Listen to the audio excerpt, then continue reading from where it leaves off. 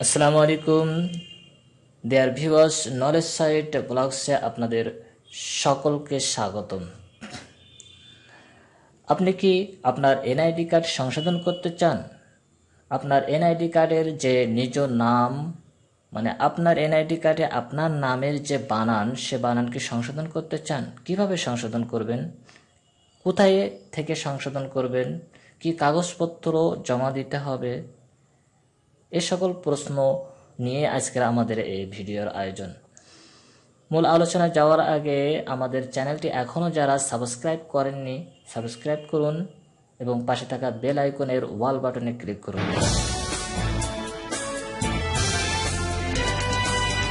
NID card সংশোধনের জন্য প্রথমে যে কাজটি দরকার সেটি হলো আপনার অনলাইনে আবেদন করতে হবে। সংশোধনের জন্য অনলাইনে আবেদন করতে হবে। যে সাইটে যাইতে হবে, সে সাইটের নাম www.nidw.gov.bd এসে গেছে। এটা দিয়ে সার্চ দিতে হবে। দেওয়ার পরে আমরা এখানে দেখতে পাচ্ছি এই যে এনআইডি অনলাইন সার্ভিসেস, এখানে ক্লিক করতে হবে। এখানে ক্লিক করার পরে আলাদা আরেকটি ইন্টারফেস চলে আসবে। নির্বাচন কমিশনের আলাদা একটি ইন্টারফেস চলে আসবে। এখানে আসার পরে যে অ্যাকাউন্ট নেই যাদের, তাদেরকে রেজিস্টার করতে হবে। আপনার এখানে একটি অ্যাকাউন্ট খুলতে হবে। খোলার পরে আপনার একটা অ্যাকাউন্ট নেম আসবে, তারপর একটা পাসওয়ার্ড থাকবে। এই যে যেরকম এই যে নিচে, এটা আগে অ্যাকাউন্ট খোলা আছে সেজন্য এখানে অটোমেটিক্যালি বসে গেছে।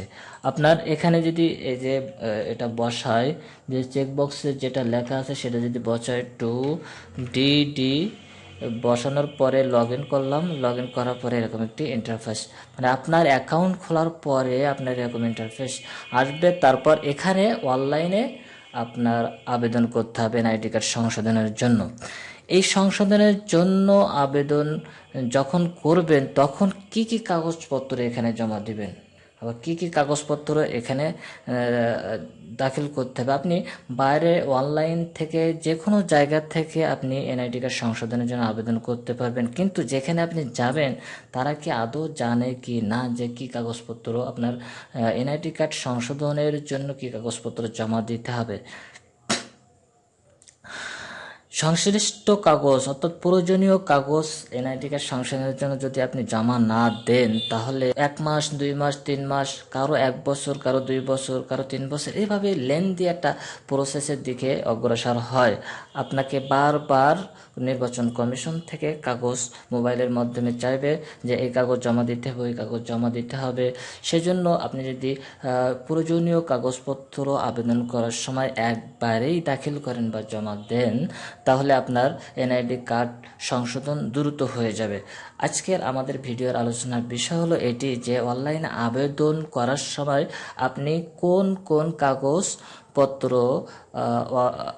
আবেদন করার সময় জমা দিবেন, সেই বিষয়ে আজকের আলোচনা করব।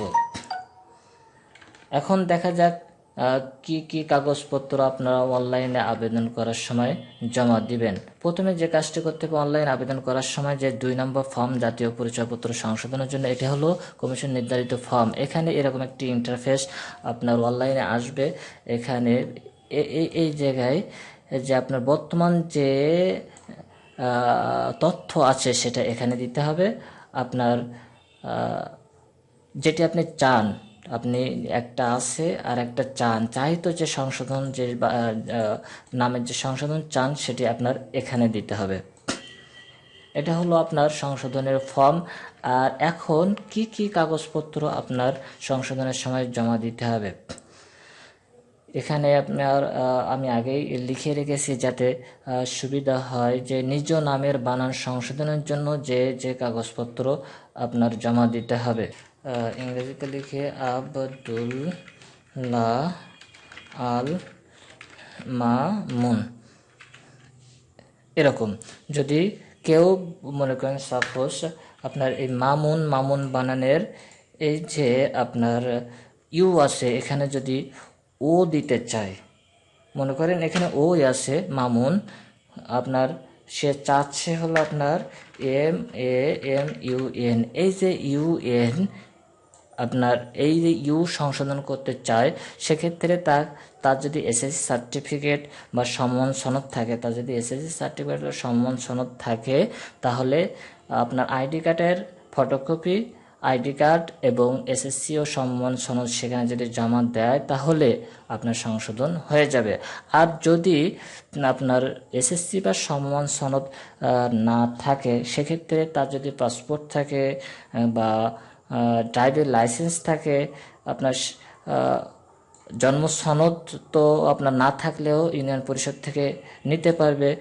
এই কাগজপত্র যদি আপনি ম্যানেজ করতে পারেন, এখানে অবলিক দেওয়া আছে যে পাসপোর্ট অথবা জন্ম সনদ অথবা ড্রাইভিং লাইসেন্স আপনার, অথবা এই তিনটা যে কোনো একটি না দিয়ে আপনার যদি তিনটাই থাকে, যে পাসপোর্ট, জন্ম সনদ এবং ড্রাইভিং লাইসেন্স, এই তিনটি ডকুমেন্টেই থাকে, তাহলে আপনার অনলাইন আবেদন করার সময় যদি তিনটাই সাবমিট করেন সংশোধনের ক্ষেত্রে, আপনার NID কার্ড দ্রুত সংশোধন হয়ে যাবে। এটা হলো আপনার নামের বানানের সংশোধনের জন্য। কিন্তু যাদের শিক্ষাগত যোগ্যতা এসএসসি এর নিচে ডকুমেন্ট জমা দিবে, তার যদি বিবাহিত হয়ে থাকে তাহলে কাবিননামা, পাসপোর্ট যদি থাকে পাসপোর্ট, ড্রাইভিং লাইসেন্স যদি থাকে ড্রাইভিং লাইসেন্স, জন্ম সনদ যদি না থাকে ইউনিয়ন পরিষদ থেকে কালেক্ট করতে হবে। কালেক্ট করে সেটা ইংরেজি বানানের ভুল হলে জন্ম সনদ আপনার ইংরেজি ভার্সনটা নিতে হবে। যদি বাংলা বানান যদি ভুল হয়, তাহলে জন্ম সনদ ইউনিয়ন পরিষদ থেকে বাংলা ভার্সনটা নিতে হবে। আর যদি ট্রেড লাইসেন্স থাকে, তাহলে ট্রেড লাইসেন্সও সেখানে জমা দিবে। এছাড়াও যদি অন্যান্য, যেহেতু তার এসএসসি নামের সংশোধনের জন্য, যেহেতু তার এসএসসি বা সমমানের সার্টিফিকেট বা সনদ নাই, সেজন্য সে এই কাবিননামা, পাসপোর্ট, ড্রাইভিং লাইসেন্স, জন্ম সনদ, ট্রেড লাইসেন্স ছাড়াও যদি অন্যান্য কোনো কাগজপত্রে তার এই নাম সংশ্লিষ্ট যে সঠিক নাম যেখানে আছে, যে ডকুমেন্টে আছে, সেই ডকুমেন্ট সাবমিট করে, তাহলে দ্রুত তার NID কার্ড সংশোধন হয়ে যাবে।